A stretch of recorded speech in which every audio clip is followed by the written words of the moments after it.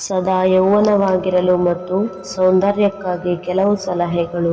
ಸಾಬೂನಿನಿಂದ ಹೆಚ್ಚು ಸಲ ಮುಖ ತೊಳೆದುಕೊಳ್ಳಬೇಡಿ.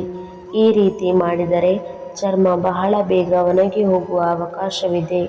ಮೊಡವೆಗೆ ನಿಂಬೆ ರಸವನ್ನು ಅರಿಶಿನ ಪುಡಿಯೊಂದಿಗೆ ಸೇರಿಸಿ ಮುಖಕ್ಕೆ ಸವರಿಕೊಳ್ಳಬೇಕು.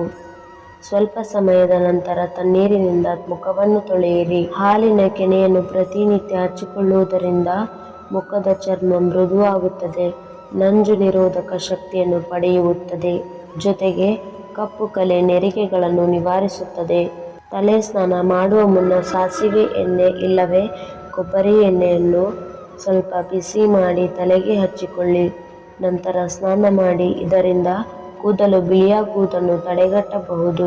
ಕೂದಲು ಬೆಳೆಯಲು ನೆಲ್ಲಿಕಾಯಿ ರಸದೊಡನೆ ಏಲಕ್ಕಿ ಎಲೆಯನ್ನು ಅರೆದು ಅದನ್ನು ತಲೆಗೆ ಹಚ್ಚಿಕೊಳ್ಳಿ. ನಿಂಬೆಹಣ್ಣಿನ ರಸವನ್ನು ಕೊಬ್ಬರಿ